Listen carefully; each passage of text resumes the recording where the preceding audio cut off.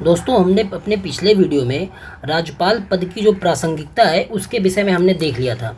ये वीडियो थोड़ा सा मतलब कि ये टॉपिक थोड़ा सा बड़ा था, इसलिए मैंने जो वीडियो बनाए हैं इस पे वो एक ही साथ नहीं बना दिए, क्योंकि वो बहुत बड़ा वीडियो हो जाता फिर कोई नहीं देखता। तो ये वीडियो के 3 पार्ट में हमने बनाया है। पहले पार्ट में हमने देख लिया कि जो राज्यपाल की पद की प्रासंगिकता है वो है कि नहीं है, वो सारी चीज़ें हमने देख ली। इस वीडियो में हम राज्यपाल की जो विवेकाधीन शक्तियाँ हैं उसके विषय में देखेंगे, और लास्ट वाले वीडियो में हम सॉल्यूशन के विषय में देखेंगे। तो देखिए, राज्यपाल की जो विशेषाधिकार शक्तियाँ हैं इनको मोटे तौर पर दो तरीके से डिफाइन किया जा सकता है। संवैधानिक शक्तियाँ क्या हैं और सिचुएशनल शक्तियाँ क्या हैं। तो संवैधानिक जो शक्तियाँ हैं मतलब कि वो संविधान में जो जो शक्तियाँ दी गई हैं राज्यपाल की विवेकाधीन, उसके विषय में हम जानेंगे। और सिचुएशन का मतलब है कि स्थिति के अनुसार ऐसी क्या सिचुएशन पैदा हो जाती है कि राज्यपाल को उसमें डिस्क्रिशनरी पावर मिल जाती है, तो इसके विषय में देखेंगे। देखिए, संविधान में जो राज्यपाल को जो विवेकाधीन शक्तियाँ प्राप्त होती हैं वो आर्टिकल 164, आर्टिकल 174 और आर्टिकल 200 से प्राप्त होती हैं। 164 से, 174 से और 200 से, इनसे विवेकाधीन शक्तियाँ प्राप्त होती हैं। शक्तियाँ तो और भी आर्टिकल से हैं, लेकिन इनसे विवेकाधीन शक्तियाँ प्राप्त होती हैं। और आर्टिकल 163 क्या कहता है कि राज्यपाल कोई भी निर्णय बिना मंत्रिपरिषद के सलाह के नहीं लेंगे। आर्टिकल 163 ये कहता है केवल उन शक्तियों को छोड़कर, केवल उन चीज़ों को छोड़कर जिसमें राज्यपाल को विवेकाधीन शक्तियाँ प्राप्त हैं। तो जिस मामले में विवेकाधीन शक्तियाँ प्राप्त हैं उन मामलों को छोड़ के बाकी राज्यपाल जो भी निर्णय लेगा वो मंत्रिपरिषद की सलाह से लेंगे। ये तो 163 हो गया। लेकिन जो विवेकाधीन शक्तियाँ हैं वो 164 में क्या है कि राज्यपाल जो है सीएम और मंत्रिपरिषद की नियुक्ति करेंगे और उनको शपथ दिलाएंगे। तो दिक्कत ये जो तीनों आर्टिकल है ना, मेन दिक्कत इन्हीं तीनों आर्टिकल से ही जो इशू बन के उभर के आता है, इन्हीं तीनों आर्टिकल से ही उभर के आता है। क्योंकि इसमें ये कहा गया है कि राज्यपाल सीएम की नियुक्ति करेगा, मंत्रिपरिषद की नियुक्ति करेगा और शपथ दिलाएगा उनको। तो इसमें जो मंत्रिपरिषद है इसकी पूरी तरीके से व्याख्या तो की नहीं की। तो और इसमें आर्टिकल 164 में ये भी नहीं लिखा हुआ है कि राज्यपाल को किसी को, मंत्री को या मतलब कि सीएम को हटाने का अधिकार है। इसमें साफ साफ केवल नियुक्ति की बात की गई है और शपथ की बात की, हटाने की बात नहीं की गई है।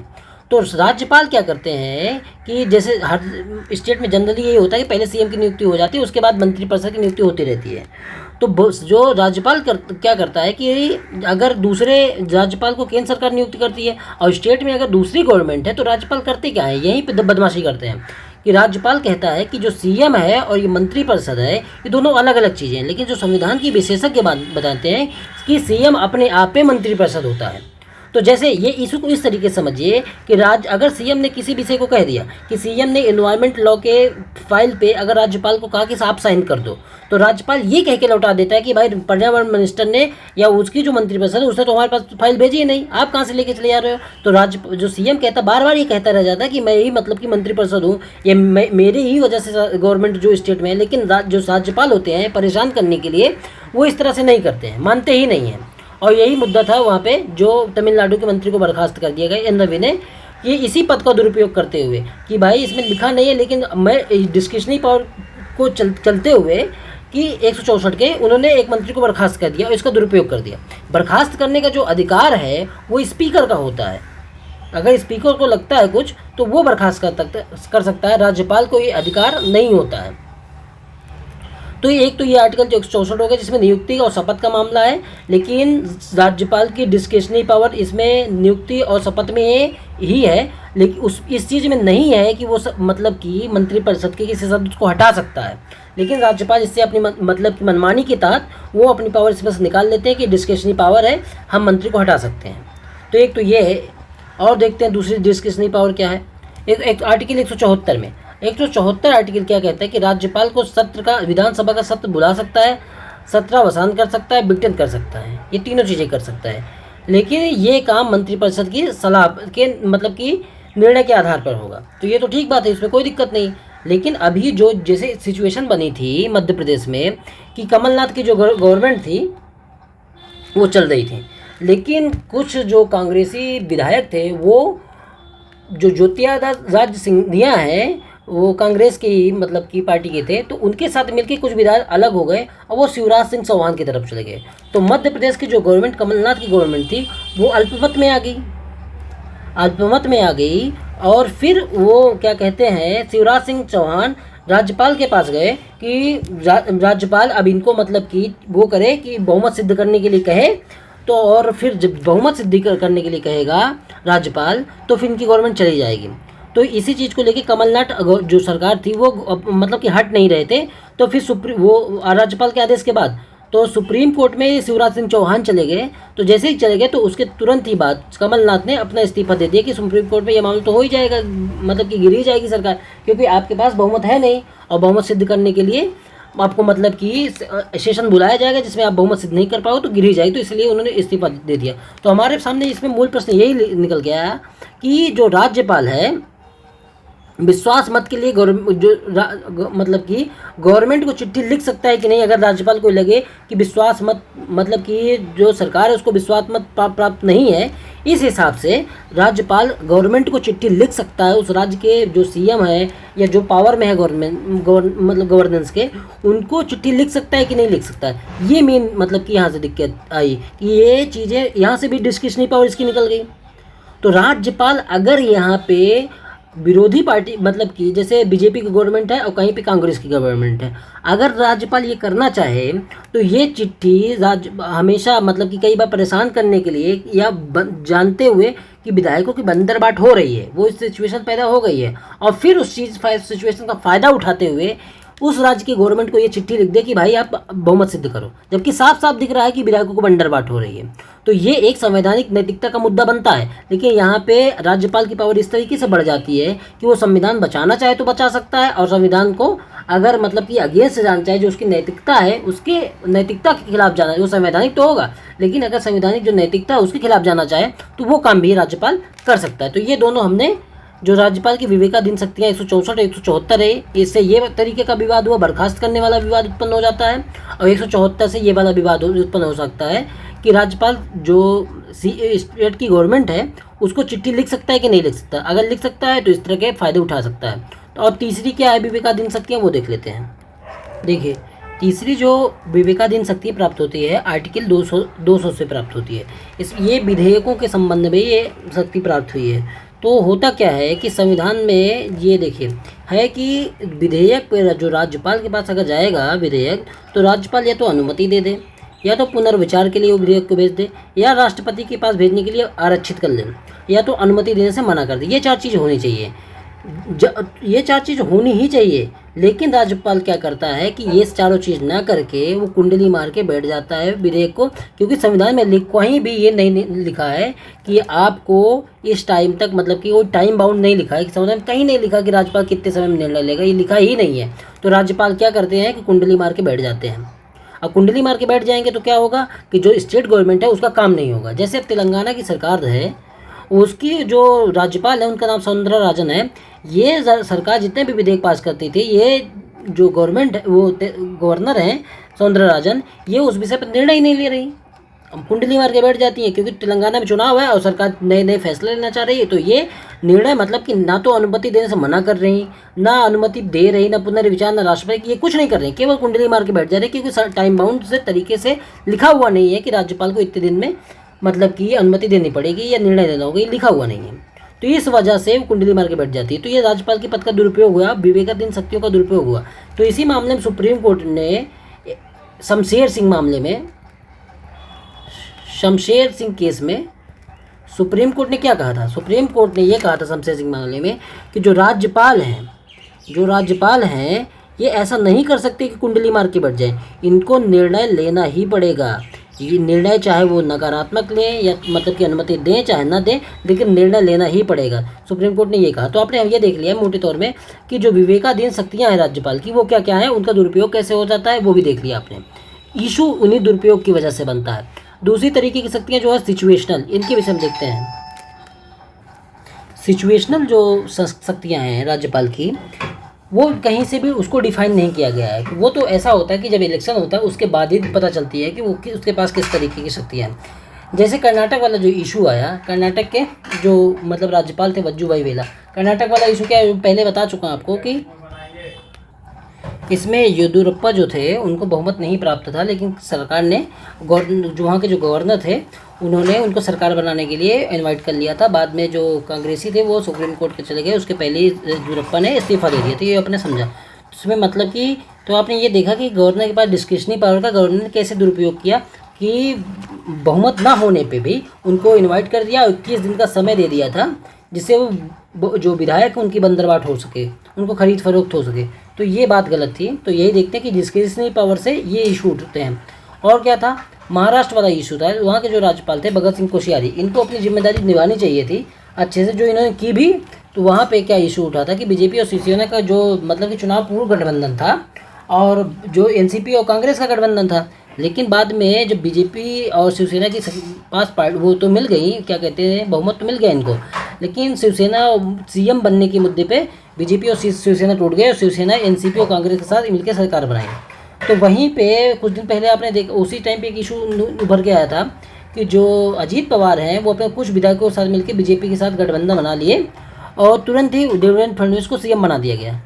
तो ये इशू उठा कि उस समय भगत सिंह कोश्यारी ऐसा कैसे निर्णय ले लिए। तो वो इशू एक तरीके का, तो ये सिचुएशनल इशू होते हैं कि सबसे बड़े दल को बुलाया जाए, दल के बहुमत को बुलाया जाए, कि संविधान उसके पहले जो चुनाव के पहले गठबंधन हुआ था उस दल को बुलाया जाए। तो इस तरीके की शक्तियाँ मतलब कि सिचुएशन उत्पन्न हो जाती है। यहाँ पे राज्यपाल को विवेकाधीन शक्तियाँ प्राप्त हैं। और राज्यपाल करता क्या है कि राज्यपाल सरकार के, केंद्र सरकार के एजेंट के रूप में काम करता है। अगर केंद्र सरकार की पार्टी वहाँ पे जीत रही है या उसको कुछ दुविधा वाली चीज़ें मिल रही हैं, तो खरीद फरोख्त का मौका अगर देना चाहे राज्यपाल तो दे सकता है। ये इस चीज़ का दुरुपयोग होता है। तो ये हमने पूरी तरीके से राज्यपाल की जो विवेकाधीन शक्तियाँ थी वो पढ़ ली। अब देखिए इसमें कुछ इशू जो हमने पढ़ा वही चीज़ें लिखना है इसमें थोड़ा सा, तो आप इसको पढ़ लीजिए जल्दी जल्दी। भारतीय संविधान के आर्टिकल 163 के अनुसार राज्यपाल से यह अपेक्षित है कि वह अपनी विवेकाधीन शक्तियों को छोड़कर राज्यपाल जो भी निर्णय ले वह मंत्रिपरिषद की सलाह के उपरांत ही ले। तो ये हमने पढ़ लिया, ये उसकी विवेकाधीन शक्तियाँ हैं। तो विवेकाधीन शक्तियों से क्या अभिप्राय क्या है कि पहला अभिप्राय ये है कि विवेकाधीन शक्तियों से कि राज्यपाल का पद, जो राज्यपाल है, राज्यपाल एक संवैधानिक संस्था के रूप में है, एक संवैधानिक प्राधिकरण है। इसलिए राज्यपाल के पास विवेकाधीन शक्ति अनिवार्य है। मतलब कि ये कहा गया इसमें कि जो भी आर्टिकल 163 में कि राज्यपाल कुछ निर्णय अपनी विवेकाधीन शक्तियों से ले सकता है। मतलब कि जो निर्णय लेने होते हैं, ज़्यादातर निर्णय वो मंत्रिपरिषद की सलाह से लेगा, लेकिन कुछ निर्णय विवेकाधीन तरीके से ले सकता है। ये विवेकाधीन शक्तियाँ इसको क्यों दी गई हैं? क्योंकि राज्यपाल एक तरीके से संवैधानिक प्राधिकरण है, संविधान की रक्षा करना उसका काम है, इसलिए वो उसको विवेकाधीन शक्तियाँ दी गई। इसमें ये कहा भी गया कि जो राज्यपाल की विवेकाधीन शक्तियाँ हैं, शमशेर की सिंह केस में, कि राज्यपाल की विवेकाधीन शक्तियाँ होनी ही चाहिए, क्योंकि इसका दुरुपयोग हो रहा था। तो केस हुआ तो सुप्रीम कोर्ट ने कहा कि राज्यपाल के पास विवेकाधीन शक्तियाँ होनी चाहिए, लेकिन राज्यपाल इसको दुरुपयोग ना करें। ये भी कहा साथ में, राज्यपाल जो है दुरुपयोग न करे, क्योंकि राज्यपाल जो केंद्र सरकार का कोई रबर स्टाम्प नहीं है कि आपने बस मतलब कि कह दिया तो राज्यपाल को वो चीज़ें करना ही पड़ेगा। तो राज्यपाल के पास विवेकाधीन शक्तियाँ होनी ही चाहिए। क्यों होनी चाहिए? क्योंकि ये राज्यपाल संवैधानिक प्राधिकरण है, और कई तरीके के इशू उठते रहते हैं जिसमें राज्यपाल के पद की बहुत महत्वपूर्ण भूमिका हो जाती है संविधान बचाने के लिए। देखिए अब हम दूसरा इशू क्या है कि राज्यपाल केंद्र का नौकर नहीं है, नियोजन नहीं है, नौकरी नहीं है केंद्र सरकार की। तो पहले हमने ये समझ लिया कि जो राज्यपाल की विवेकाधीन शक्तियाँ हैं वो होनी चाहिए कि नहीं होनी चाहिए। तो इसलिए होनी चाहिए कि भाई वो एक संवैधानिक प्राधिकरण है, और बहुत सारे इशू ऐसे उठते हैं समय समय पे जिनका जो संवैधानिक इशू होते हैं, तो इसलिए राज्यपाल के पास विवेकाधीन शक्तियाँ होनी चाहिए कि उस राज्यपाल की इसके जो राज्य है उसमें जो सरकारें हैं वो शक्तियों का दुरुपयोग ना करने पाए, इसलिए होनी ही चाहिए। लेकिन वह ये इसका खुद ही राज्यपाल दुरुपयोग ना करने लगे। दूसरी चीज़ क्या देखते हैं कि राज्यपाल, ये कहा गया है राज्यपाल केंद्र सरकार की नौकरी या नियोजन नहीं है। जैसे आर्टिकल 311 के अनुसार जो यूपीएससी के माध्यम से जो आईएएस बनते हैं, तो वैसी नौकरी नहीं है ये राज्यपाल कि आप मतलब कि जब चाहें इसको हटा दें, वो तो हटा देती है सरकार, लेकिन ये इस तरीके से नौकरी नहीं है कि आप जो बोलेंगे वो करना पड़ेगा राज्यपाल को। राज्यपाल के पास विवेकाधीन शक्तियाँ होती हैं। अगर सरकारें या केंद्र सरकार संविधान के खिलाफ कुछ बनाती है तो राज्यपाल अपना पक्ष रख सकता है, उसको मना कर सकता है। क्यों? क्योंकि राज्यपाल किस तरीके की नौकरी नहीं है। तो यही चीज़ इसमें बताई गई है। इसमें यह कहा कि भले ही राष्ट्रपति नियुक्त करता है आर्टिकल 155 के अनुसार, लेकिन अगर केंद्र सरकार के आदेश संविधान संगत नहीं है तो राज्यपाल को यह निर्णय लेना चाहिए कि मतलब कि संविधान के जो संविधान से संगत नहीं है, अगर राज्यपाल केंद्र सरकार कोई निर्णय लेती है तो राज्यपाल ये निर्णय लेगा कि भाई उसको माना जाना चाहिए कि नहीं माना जाना चाहिए। तो ये किस मामले में सुप्रीम कोर्ट ने कहा था? ये बी आर कपूर मामले में सुप्रीम कोर्ट ने 2001 में कहा था। एक चीज़ और है कि राज्यपाल के पास नेचुरल जस्टिस प्राप्त नहीं है। तो जस्टिस का मतलब क्या है कि राज्यपाल इसी दुविधा में रह जाते हैं कि राज्यपाल अगर केंद्र के खिलाफ कुछ निर्णय जो अगर केंद्र सरकार पास करती है उसके खिलाफ अगर बोलते हैं और केंद्र सरकार उनको हटा देती है, तो उनको अपने मतलब कि पक्ष रखने का मौका नहीं मिलता कि जैसे अन्य नौकरी वगैरह में मिलता है। तो ये दिक्कत भी है। तो इसी वजह से राज्यपाल उनके अगेंस्ट में काम नहीं करते, एजेंट के रूप में काम करते हैं, और सरकारें जो है अपने राजनीतिक लोगों को ही बैठाती, क्योंकि उनको राजनीतिक पार्टियों को भी मैनेज करना होता है। तो एक इशू तो ये है दोस्तों। तो इसी को एसटी के शमशेर सिंह मामले में एवं बी आर कपूर मामले में 2001 में मामले में यह सुनिश्चित किया गया था कि यद्यपि राज्यपाल की नियुक्ति केंद्र सरकार द्वारा होती है 156 के अनुसार, लेकिन तब तक राज्यपाल अपने पद पर बना रह सकता है जब तक राष्ट्रपति का उसको प्रसाद पर्यंत प्राप्त है। लेकिन ये चीज़ है, इसके बावजूद राज्यपाल जो केंद्र का नियोजन नहीं है, सुप्रीम कोर्ट ने बार बार कहा, एवं समय समय पर राज्यपाल को विवेकाधीन शक्तियाँ प्राप्त हो मतलब कि अपनी प्राप्त करनी ही चाहिए। और क्योंकि बहुत सारे इस संवैधानिक इशू उठते हैं, तो राज्यपाल का पद बहुत महत्वपूर्ण है। उस राज्यपाल के पद की गरिमा राज्यपाल को खुद को बनाए रखनी होगी, ना कि पॉलिटिकल पार्टी या केंद्र सरकार जैसा कहती है उस हिसाब से करना चाहिए।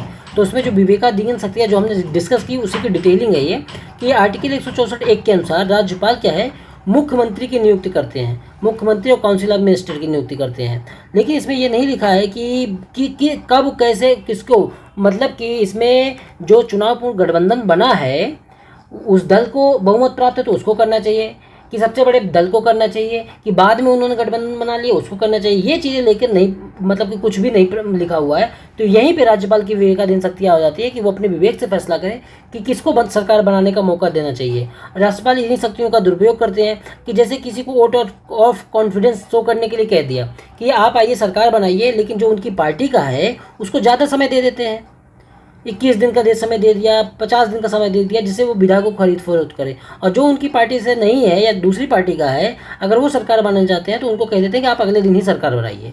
तो ये इशू उभर के आते हैं। तो ये इसमें होना क्या चाहिए कि दोस्तों की एक निश्चित समय सीमा होनी चाहिए 7-8 दिन की, जिसमें ये सिद्ध करना हो कि भाई आप मतलब इसी टाइम फ्रेम में आप जो वोट ऑफ कॉन्फिडेंस सिद्ध करिए।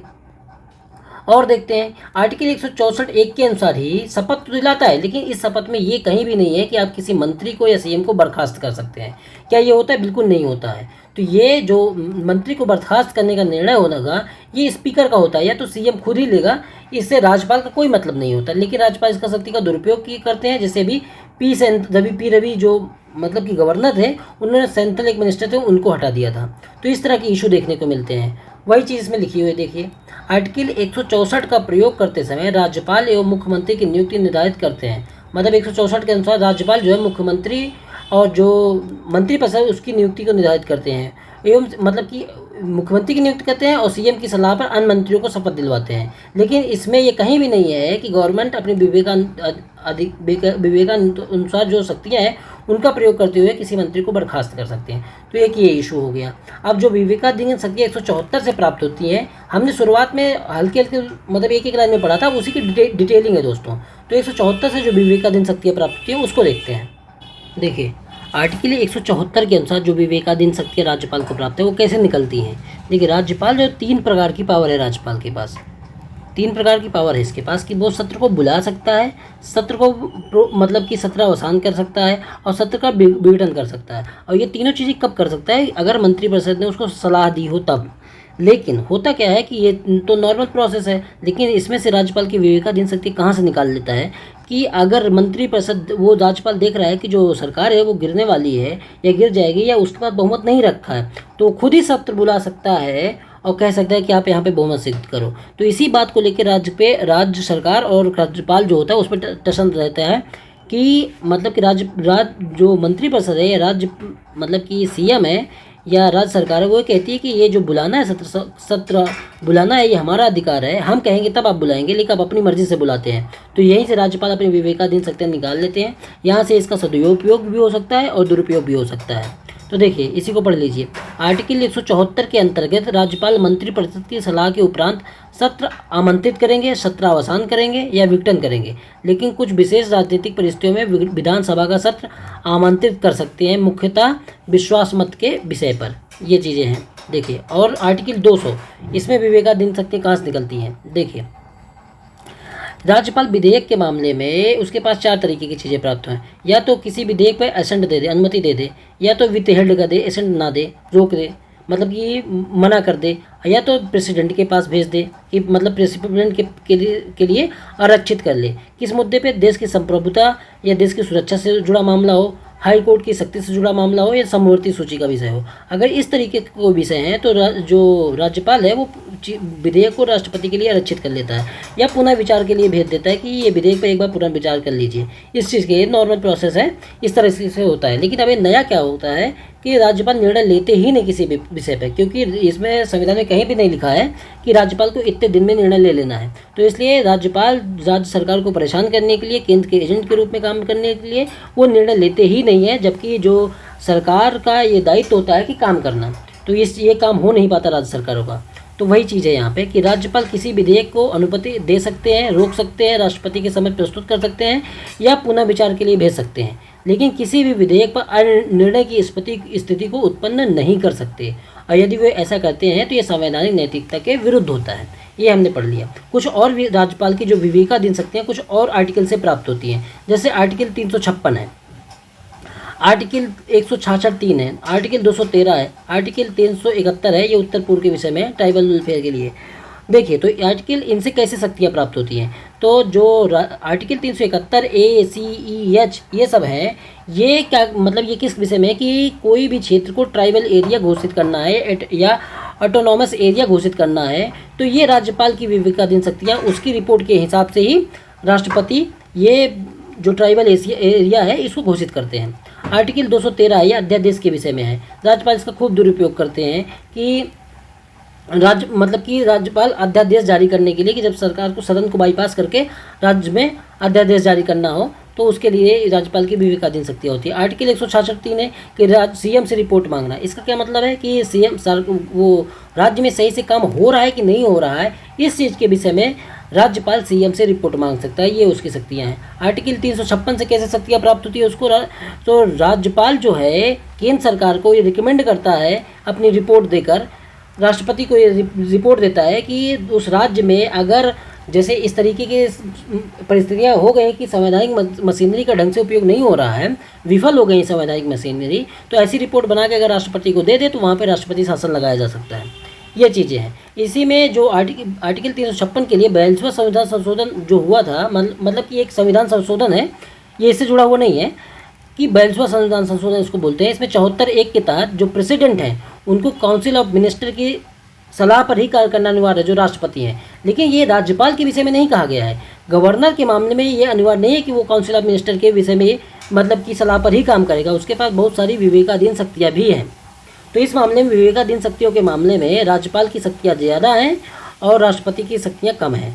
तो ये जो हमने पूरा अभी तक देखा दोस्तों, ये राज्यपाल की जो विवेकाधीन शक्तियाँ और उसका कैसे दुरुपयोग होता है वो सारी चीज़ें समग्र रूप से हमने देख लिया है। इतनी जगह इस PDF में है।